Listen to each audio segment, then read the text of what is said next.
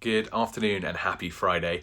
After a little bit of a long absence, took some much needed R&R, buggered off to the Seychelles, great fun, no rain, we loved it, didn't come back a different colour, but that doesn't really matter. We did, however, return to, oh my gosh, drama with regards to the House of Commons. Mrs May and her government being found in contempt of Parliament, which is slightly extraordinary. I think the defence of that was that revealing everything would make it particularly difficult to govern, or at least that was the Attorney General's argument. So in a weird sort of way, not revealing everything to the other side is not the worst thing in the world, but... And we knew that Brexit was going to be damaging, so I don't really understand why folks come out and say, the revelation with regards to the backstop in Ireland is dramatic. I mean, what most people fail to remember here is that everyone is going to be pushing, come what may, regardless of what the deal is, everyone's going to be pushing for a deal with the EU. The EU are, we are, and so are others. And if it transpires that the backstop is what no one wants, I'm sure that alternative arrangements will be arrived at.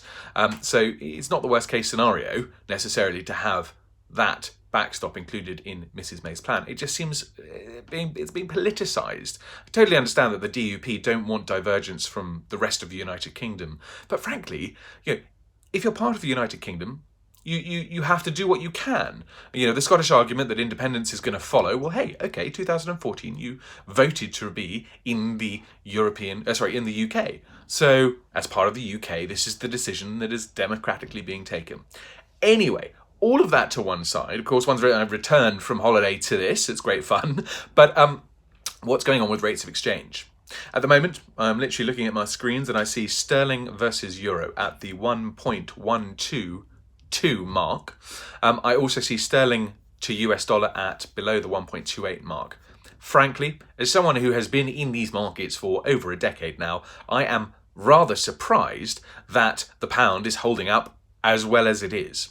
I saw recently head of FX at the Bank of Montreal, I think it is, was suggesting that there is something not cataclysmic, but there'll be a significant move, a break from cover with regards to the pound. It's something that we've been saying for a wee while now. Which direction sterling will go remains to be seen. Frankly, if Mrs May's deal goes through, you could probably expect about a cent, maybe 2 cent upside against both euro and US dollar. If it is not voted through, then I wouldn't necessarily expect much change, really, because there's a relatively strong argument that most of it's been priced in. That the idea of a hard Brexit, struggling to get through any deal at all.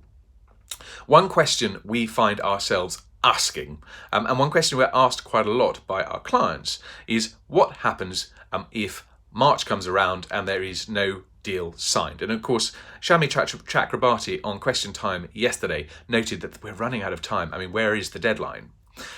Ultimately, no deal doesn't mean no deal ever. And that's one thing that I find rather interesting.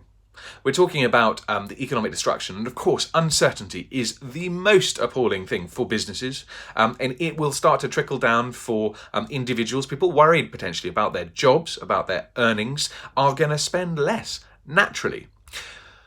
So, what does this mean for the rate of exchange? Well, we're seeing a lot of inquiries about forward contracts. The problem is that with rates at 1.27 against the US dollar particularly, forward markets, the forward rates that you might achieve are going to be less than this 1.27. So an already unpalatable rate of exchange, when considered when considered in the context of forward buying for 6 months, is even less palatable to businesses. Constantly having to remind folk that the mentality should be to protect against costs going up. Granted, 1.27 against the US dollar means that costs have already gone up quite significantly from 2016. But if everyone is saying that there is uncertainty, the only way to protect against that uncertainty is to fix in at a certain level. So fixing in a forward contract for the next 6 months, carrying us into March, well, hey, who knows what will happen? We may well come out slightly better off with regards to the rate of exchange in 6 months' time. Those who are particularly anxious and don't want to lose out if the pound were to rally. So for instance, if today you locked in a forward contract on the product that you're buying, the furniture that you're buying in from the Far East, you locked it in at 125 today, but tomorrow there was some real progress with regards to Mrs. May's deal and the rate shot up to 130. You locked in yesterday at 125, today it's at 130, you look like a fool. Well, you have no way of knowing whether or not that's actually going to happen.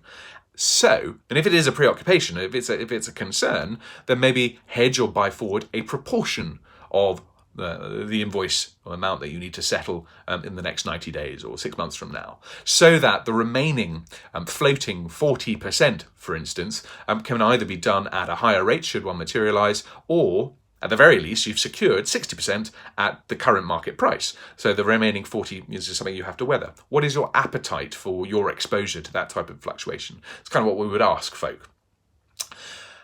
At the Home Office today, so in our home office, not visiting the Home Office. And as you can see, I'm sorry, it's a little bit ramshackle behind us. It is a dress down Friday. No one can see me here. So in terms of the value of my currency, a collar and tie would only make it more expensive, I assure you. Please feel free to post any questions. It's great to be back chatting with you.